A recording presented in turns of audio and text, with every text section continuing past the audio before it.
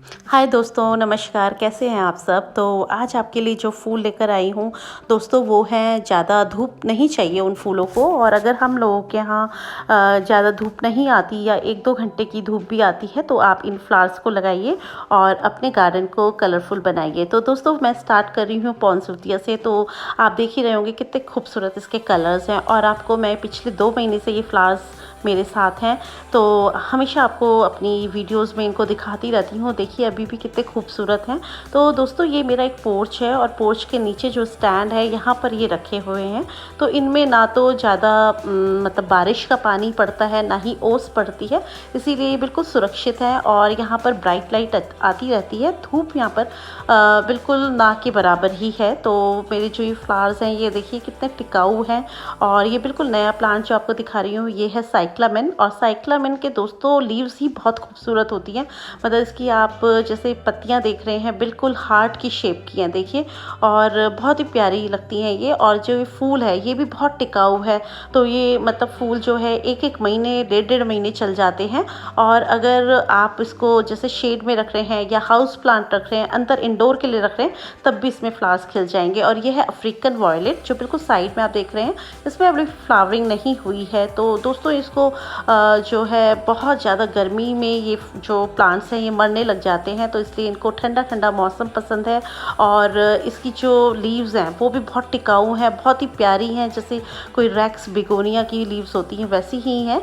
और जो इसको मिट्टी पसंद है दोस्तों वो वेल ड्रेन सॉइल पसंद है। मतलब इसमें पानी जो है बहुत टिकना नहीं चाहिए, नहीं तो फंगस से रूट रॉट भी हो जाता है। लेकिन जो मिट्टी है उसको बिल्कुल ऐसा भी नहीं जैसे सेक्यूलेंट्स की मिट्टी होती है कि हमने पानी डाला और वो निकल गया, नहीं ऐसी भी नहीं, थोड़ा सा मॉइस्ट भी चाहिए होती है, पर ज़्यादा इसको सॉगी मिट्टी नहीं चाहिए होती है। तो जो इसकी लीव्स हैं बिल्कुल बिगोनिया की तरह हैं।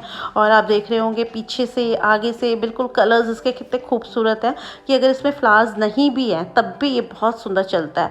और इसका जो एक क्राउन एरिया मैं आपको दिखा रही हूँ, बस यहीं से इसकी जो फ्लावर्स हैं निकलते रहते हैं।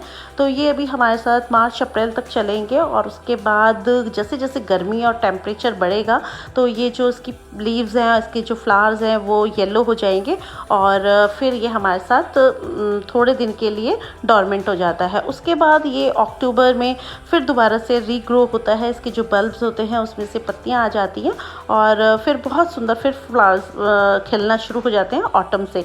तो ये देखिए ये है इम्पेशंस। और इम्पेशंस को भी दोस्तों ज़्यादा धूप की ज़रूरत नहीं है। ये है जिरेनियम। तो जिरेनियम को भी बहुत ज़्यादा सनलाइट की ज़रूरत नहीं है। अगर 2-3 घंटे की लाइट इस पर पड़ जाए, सनलाइट पड़ जाए, तब भी ये आराम से हो जाते हैं।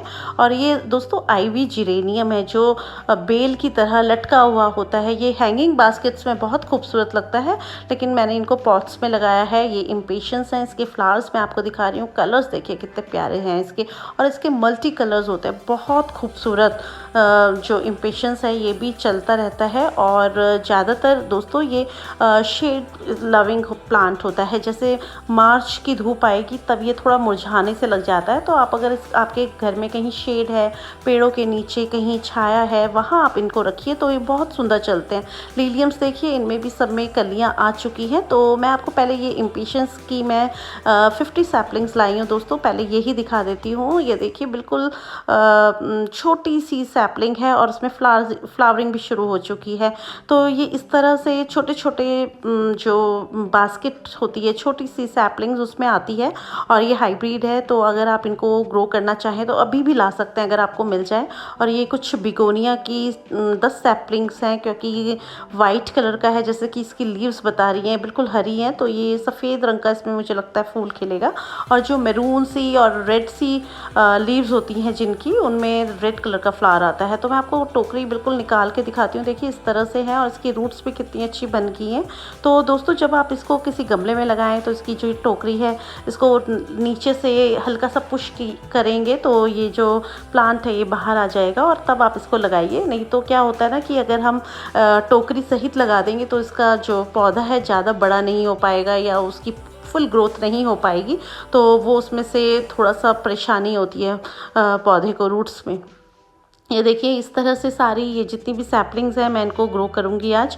तो अभी मैंने आपको कुछ फ्लावर्स भी दिखाए, कुछ सैपलिंग्स मैं लगा ही रही हूँ और ये वाली सैपलिंग्स देखिए लगाए हुए कुछ दिन हो चुके हैं। तो जैसे ये मेरे टब हैं तो इसमें मैंने 5-5 पौधे लगाए हैं, 6-6 पौधे लगाए हैं।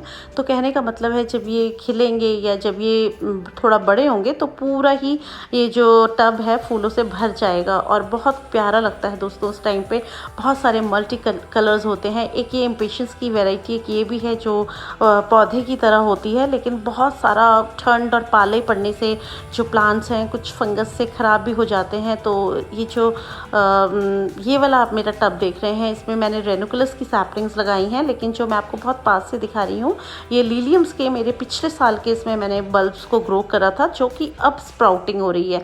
तो आप देख ही रहे होंगे कुछ लिलियम्स में मेरे बर्डिंग्स भी आ गई हैं, कुछ में अब ये स्प्राउटिंग हो रही है। तो जो ये हमारा गार्डन है ये आप इसी तरह से प्लान करिए कि कुछ सैपलिंग्स पहले लगा दीजिए, कुछ बाद में लगा दीजिए, जिससे कि आपकी कंटिन्यू फ्लावरिंग जब हो तो पूरा गार्डन फूलों से भरा रहे, तो सुनसान ना रहे। और ये देखिए कुछ कोलियस की कटिंग्स मैंने इस ड्रम का जो ये मेरा गमला सा बनाया हुआ है मैंने इसमें लगा दी थी, तो अब फ्लावरिंग भी स्टार्ट हो गई। ये डे लिली है और इस साइड पे पूरा जो कैबेज है ये ऑर्नामेंटल कैबेज वो लगाया हुआ है फ्रेंड्स मैंने। और यहाँ पे मेरा है बुद्धा कॉर्नर के आसपास आप साल्विया देख रहे होंगे, जैसे मैंने कि पिछले साल ग्रो करा था। तो सिर्फ ये जनवरी में जो मैं एक ये वीडियो बना रही हूँ सिर्फ आपको मैं इसलिए दिखा रही हूँ ये एक छोटा सा अपडेट कि जब नेक्स्ट मंथ में या स्प्रिंग में जब मेरे यहाँ फ्लावरिंग होगी तब ये पूरा ही गार्डन फूलों से भर जाएगा। तो मैं उससे पहले आपको ये सैपलिंग्स भी अपनी दिखाना चाह रही थी कि ये जो सैपलिंग्स हमने इस टाइम पे ग्रो करी हैं ये अभी इतनी बड़ी बड़ी हैं और आने वाले टाइम पे ये पूरा फूलों से जब भर जाएगा तो बहुत ही खूबसूरत लगेगा। तो पीछे क्यारी में आप देख रहे होंगे मैंने पूरा डेलिया लगाया है। तो दोस्तों अभी तक तो क्रिसैंथेमम्स थे हमारे, गुलदावरी से भरी हुई थी ये क्यारियाँ मेरी। तो अब मैंने पूरा डेलिया की 2 लाइन लगा दी है, यानी 30 पेड़ लगाए हैं इसमें।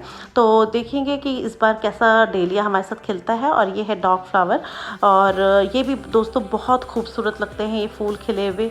तो आप ये वाले जो गमले देख रहे होंगे यहाँ से मैंने ऊपर से ये पूरा मैंने प्रून कर दिया है देखिए, क्योंकि ये है गुडेशिया और गुडेशिया दोस्तों लंबा लंबा हो जाता है तो फिर बहुत संभालना मुश्किल हो जाता है। तो मैंने ऊपर से पूरी कैंची से इसकी कटिंग कर दी जिससे कि ये पूरा बुशी होकर आए और ज़्यादा इसकी प्लांट की ग्रोथ ना हो। तो इस टाइम पे अगर आपके कुछ पौधे ऐसे हैं कि जिनको आपको बहुत लंबा नहीं करना तो आप इस वक्त प्रून कर दीजिए, तो उतना ही वो बुशी होएगा और उतने ज़्यादा उसमें फ्लावरिंग होएगी। तो एक इम्पेशंस ये भी है जो ज़मीन में लगा हुआ है।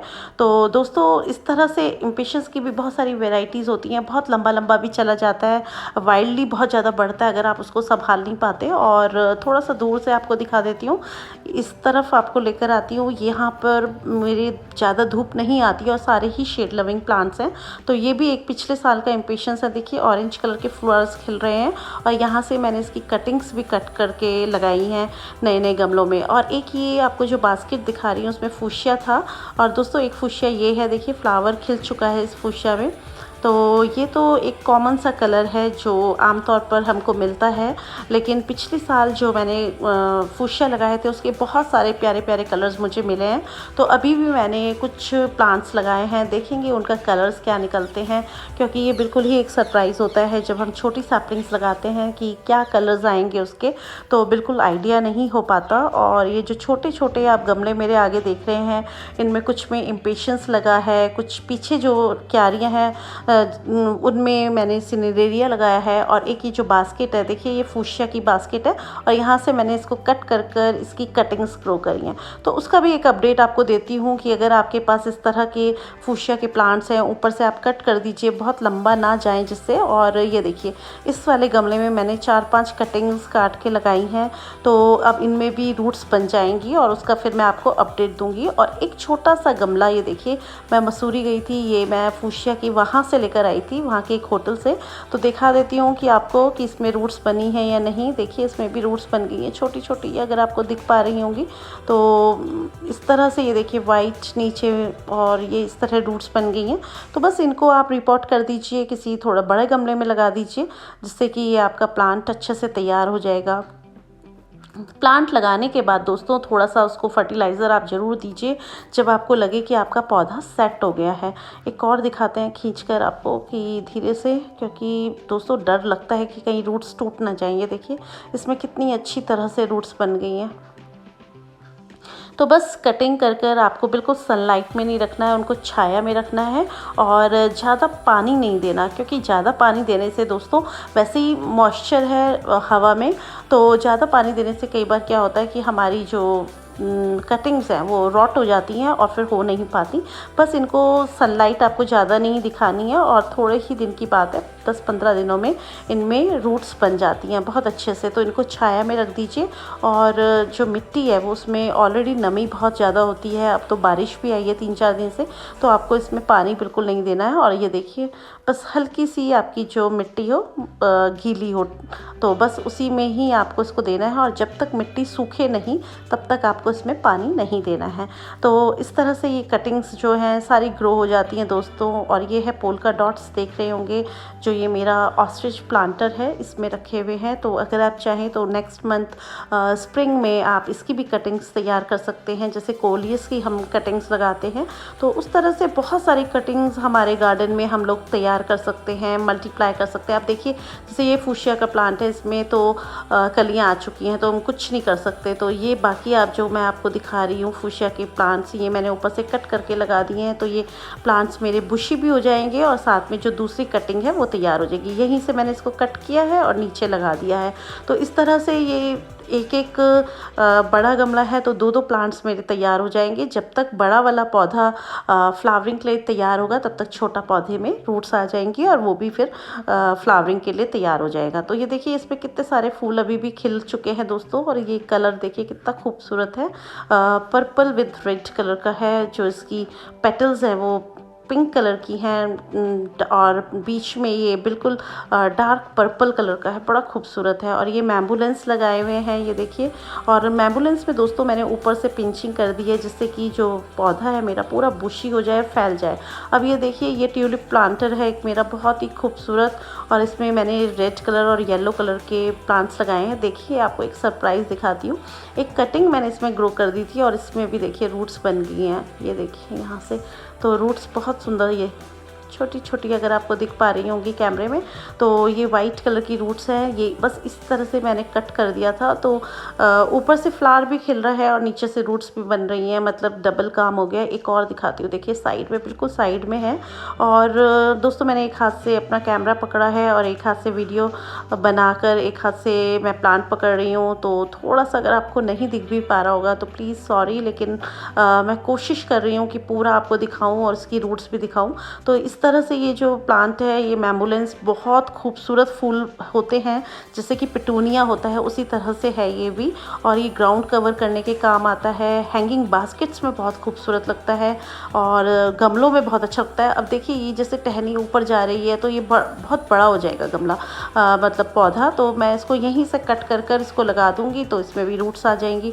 तो इसी तरह से आप बहुत सारे गमले, हैंगिंग बास्केट्स, ग्राउंड कवर करने के काम पे बहुत सारी जगह आप इसको यूज़ कर सकता है। बिल्कुल आपकी क्रिएटिविटी पे डिपेंड करता है या आपके टेस्ट के ऊपर कि आप कैसा अपना गार्डन चाह रहे हैं। तो बस उसी तरह से आप इसको सारी जो जितनी भी हैं इस तरह से लगा दीजिए। देखिए यहाँ साइड्स में भी मैंने इसकी कुछ कटिंग्स लगा दी थी तो बहुत ही सुंदर इसके पौधे भी चल पड़े हैं। तो अभी एक्चुअली क्या है कि जो मेरी प्रॉब्लम है, शायद आप लोगों की भी हो, कि हमारे यहाँ गेंदा इतना लगा हुआ था और क्रिसैंथेमम्स हैं तो उससे ही गमले हमारे पूरे भरे हुए थे। तो अब धीरे धीरे जैसे जैसे खाली हो रहे हैं वैसे वैसे हम उसमें सैपलिंग्स लगा रहे हैं। तो दोस्तों यहाँ पर सारे मेरे जो पीछे आप देख रहे होंगे वाटर प्लांट्स हैं और ये सब लिलियम्स हैं। तो लिलियम्स में भी देखिए बर्डिंग शुरू हो चुकी हैं, अब थोड़े ही दिन में ये भी खिलने को तैयार हो जाएंगी। और डेहलिया का साइज़ देखिए कितना बड़ा बड़ा साइज़ है। तो दोस्तों 3-4 दिन से लगातार बारिशें थी मेरे यहाँ, तो देखिए सारे ही जो मतलब फ्लावर्स हैं वो नीचे झुक गए हैं, क्योंकि भार उनका इतना ज़्यादा हो गया, उस पर पानी पड़ गया तो वो बिल्कुल ही नीचे की तरफ ढलक गए हैं। तो फूल बहुत सुंदर लगते हैं डेलिया के, और लेकिन बस इनका जब बोझ ज़्यादा हो जाता है तो ये संभाल नहीं पाते, क्योंकि मैंने तो इसमें स्टिकिंग्स भी कर रखी हैं, फिर भी देखिए बारिश से ये नीचे गिर रहे हैं। कितना बड़ा साइज़ है, और ये सिर्फ गमलों में है। और एक ही गमले में दोस्तों मैंने दो दो पौधे लगा रखे हैं, जिससे कि एक गमले में जब फ्लावर्स खिलें तो दूसरे वाले पौधे में तब तक तैयार हो जाएं। यानी कहने का मतलब है कि मेरे यहाँ फ्लावर्स एकदम चलते रहें। पीछे आप ये देख रहे होंगे ये लिट्यूज़ है, और ये मैंने हैंगिंग बास्केट्स में लगाया है। ये स्टॉक है दोस्तों, स्टॉक के फ्लावर्स देखिए कितने खूबसूरत खिल रहे हैं। और ऊपर बास्केट्स में आपको पेंजी दिख रहा होगा, बिल्कुल वो भी तैयार है खिलने के लिए। नीचे कुछ ये अभी क्रिसेंथेमम्स के ही गमले हैं, देखिए ये हाइब्रिड वाली बड़ी वैरायटी है। और सारे फूल जो हैं बारिश से करीब ढलक से गए हैं। ये मेरे अभी आउल प्लांटर हैं, मैंने इन पे लगाया नहीं है कुछ, तो अभी सोच रही हूँ कि क्या लगाऊँ। और ये सब इम्पेशंस है, बहुत खूबसूरत फूल होते हैं दोस्तों इम्पेशंस के भी। और सबसे अच्छी बात है कि इनको धूप की भी ज़रूरत नहीं है, तो आप अपने बरामदे में या कहीं किसी पेड़ के नीचे इनको लगा सकते हैं। ये वाले कुछ गमले मैंने जीने के नीचे रखे हैं, देखिए कितने प्यारे प्यारे कलर्स हैं इसके। और अभी तो ये शुरुआत है, तो जैसे ही ठंडा थोड़ा कम होगा और स्प्रिंग स्टार्ट हो जाएगा, बसंत ऋतु आ जाएगी, ये सारे गमले फूलों से भर जाएंगे। और ऊपर जो ये वाइट कलर के गमले देख रहे हैं ये बिगोनिया है, तो बिगोनिया में आप कलर्स देखिए, जो आपको रेड कलर के फ्लावर्स सब शुरू हो गए हैं खिलने, तो उनकी जो लीव्स हैं वो डार्क मैरून कलर की हैं, और जो ग्रीन कलर के हैं उनमें शायद वाइट कलर आएगा। तो इस तरह से पत्तियों से भी हम बिगोनिया या किसी भी फ्लावर्स के पता लगा सकते हैं। ये देखिए ये मेरा पिछले साल का एक छोटी सी हैंगिंग बास्केट में लगा हुआ है, और ये देखिए मैरून कलर की इसकी लीव्स हैं और रेड कलर के फ्लावर्स कितने सुंदर। तो दोस्तों ये इसी तरह से हम इनको चाहें तो बचा भी सकते हैं, अगर आप इनको शेड में रखेंगे या ज़्यादा सनलाइट नहीं देंगे तो बिगोनिया चल जाएगा। और एक ही कोई सीडम की कोई वैरायटी है, देखिए कुछ ऐसा ट्रेलिंग सा भी कर रहा है, पूरा बास्केट इसने भर दिया है, बहुत ही खूबसूरत। इसका नाम मुझे नहीं पता है, अगर आपको पता हो तो प्लीज़ मुझे बताइएगा कमेंट सेक्शन में। और ये भी एक बिगोनिया की वैरायटी है। इधर ये आईवी है, और ये ट्रेंगल हार्ट करके है, कुछ गर्मियों के हैं दोस्तों ये, और अभी ठंड से ये सुस्त हो रखे हैं। इधर ये मैं फिर आपको डेलिया की साइड ले आई हूँ, बहुत ही प्यारे फ्लावर्स खिलते हैं दोस्तों ये, लेकिन आजकल बारिशों की वजह से ये थोड़ा सा फूल जो हैं नीचे की साइड ढलक गए हैं। और गेंदा तो पूरी बहार पे है, तो मन बिल्कुल नहीं कर रहा है इनको निकालने का, लेकिन अब विंटर फ्लावर्स इस क्यारी में लगाने हैं, तो समझ नहीं आ रहा कि क्या करूं, इनको निकालूं या रखूं। तो अभी तो खिल ही रहे हैं, तो अब हो सकता है कि अगले महीने से तो फिर गर्मियों के फ्लावर्स आ जाएं, तो मैं इस वाली क्यारी में अपने गर्मियों के फ्लावर्स लगाऊं। तो देखिए गेंदे का साइज़ देखिए कितना अच्छा है। तो दोस्तों इधर फिर ये बुद्धा जी की तरफ ले आई हूँ, तो आपको पूरा गार्डन मैंने घुमा दिया है, और अपना 1 जनवरी का जो अपडेट था वो भी दे दिया है।